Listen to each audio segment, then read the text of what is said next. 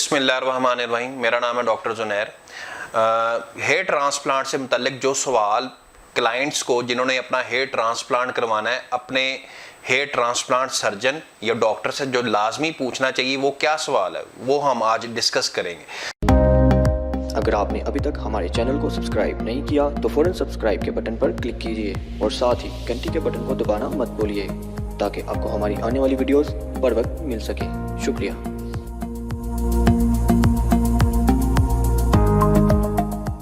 सबसे पहले आप अपना जाके जब हेयर ट्रांसप्लांट सर्जन को अपना मायना करवाते हैं तो उससे पूछें कि मेरे ग्राफ्ट्स कैसे हैं और आप मेरे कितने ग्राफ्ट्स लगा सकते हैं।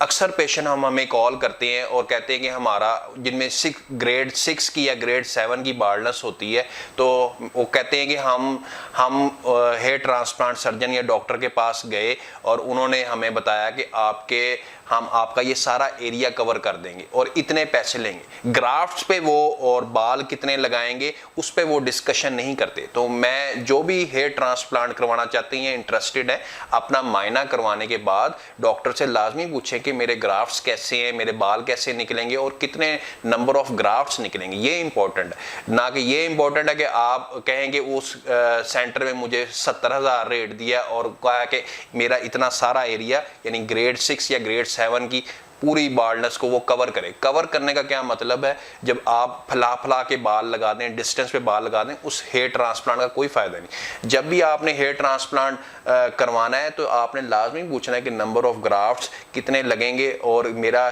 डोनर एरिया कैसा है, आप कितनी एक्सपर्टी दिखाएंगे। जिन सेंटर पे हेयर ट्रांसप्लांट 2 से 3 केस पर डे हो रहे होते हैं, तो सारे जो उनके जो टेक्नीशियंस होते हैं जो बाल निकाल रहे हैं वो एक जैसे नहीं होते। यानी ये डिपेंड करता है ग्राफ्ट्स निकालने वाले पे कि कौन सा जितनी उसकी एक्सपर्टी है तो वो कितने ग्राफ्ट्स निकाल रहा है। सारे एक जैसे नहीं होते। डॉक्टर्स फिर जो जिनके ग्राफ्ट्स कम निकलते हैं तो डॉक्टर्स कह देते हैं कि आपके तो ग्राफ्ट कम निकले, लेकिन ग्राफ्ट्स निकालना भी एक महारत है। तो ये डिपेंड करता है कि आपके नंबर ऑफ ग्राफ्ट्स कितने लगने हैं और कितने निकाले जाएंगे। तो इतने एरिया को कवर करने के लिए 5500 ग्राफ्ट्स भी कम है। इतने एरिया में अल्लाह मियाँ 15 से 20,000 ग्राफ्ट्स लगाते हैं।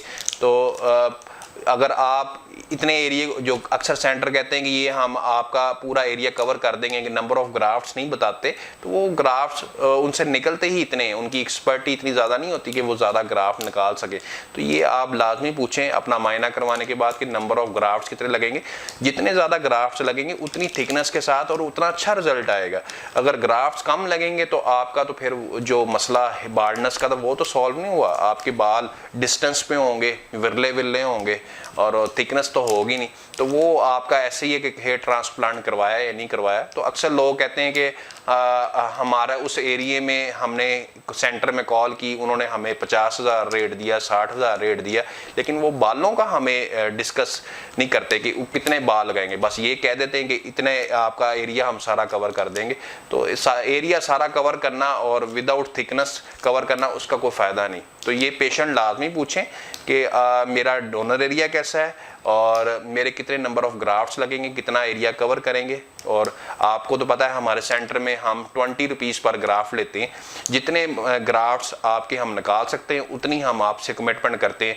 फॉर एग्जांपल आपके 4000 ग्राफ्ट निकलते हैं तो हम आपसे कमिटमेंट करेंगे कि हम आपको 20 रुपीज़ के हिसाब से 80,000 चार्ज करेंगे। तो इससे हम ज़्यादा ही ग्राफ्ट निकालते हैं। तो इससे पेशेंट का भी हक पूरा हो जाता है और हम भी अपना जो फ़र्ज़ है वो पूरा कर लेते हैं। मज़ीद आपको कोई क्वेश्चन हो इससे रिलेटेड, हेयर ट्रांसप्लांट से रिलेटेड, तो आप मुझे व्हाट्सअप कर सकते हैं, कॉल कर सकते हैं। अल्लाह हाफिज़।